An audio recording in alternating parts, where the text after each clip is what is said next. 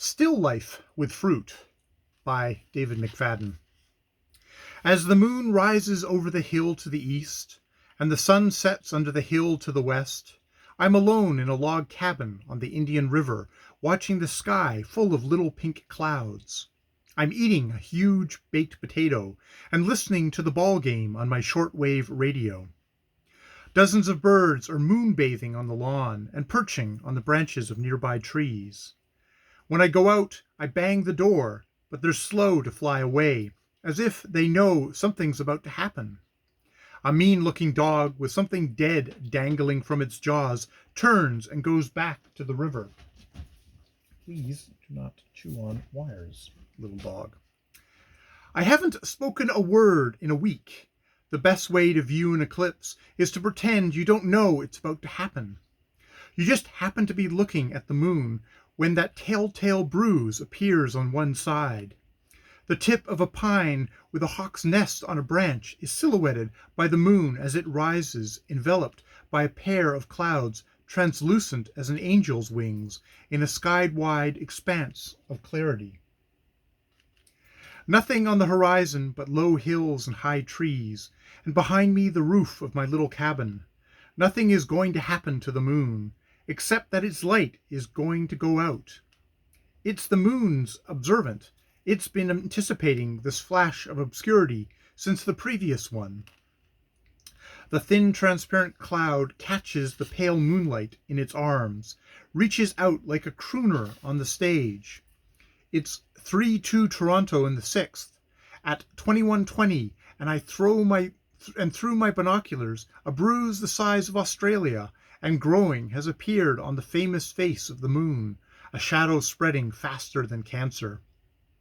A fifth of the moon's in darkness, the division between light and dark's jagged and irregular, but through the binoculars it becomes a perfect hard-edged geometric arc. The moon starts to resemble Brian Mulrooney, his jaw, his smile, the shape of his head, rising like a balloon of immense consequence. And if my binoculars were slightly more powerful, I imagine I'd see pictograms on the surface. I'd walk around the cabin, and there's the Big Dipper. The moon has two faces, one dark and one light, like the Etruscan mug with the African girl on one side and the blonde on the other. The moon is a grenade about to explode in slow motion. The dark half has become a molten copper color. 3 small aircrafts in the last half hour have flown across the face of the moon, atop the dark portion of which a bright red light like a cherry sits, a still life with fruit, a banana of light to the side of a fat pineapple with a cherry on top. But a few minutes later it looks like an acorn. The banana shrinks to a contact lens of light, and the moon is a giant eye waiting for long-lost constellations to appear over the western hills, and 3 meteors in 5 minutes laser across the moon's plump dullness, just me and the radio and the shooting stars. And the moon is smoldering. All the dull shades of red and orange and the bright banana fringe have bled together, and the moon has become a ripe Niagara peach hanging in the sky. Lee Manzilla hits a blooper to center field, and two runs score in the 8th.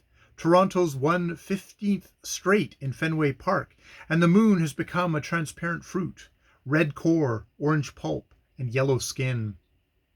I later discover Kathy and Clifford adrift in Stony Lake in their canoe, and people from all the little islands are also out in their canoes at the midpoint of the eclipse. And at the midpoint of the eclipse, 49 beavers appear on the lake and form 7 circles of 7, all males, all furiously whacking the surface with their tails. That is Still Life with Fruit by David McFadden.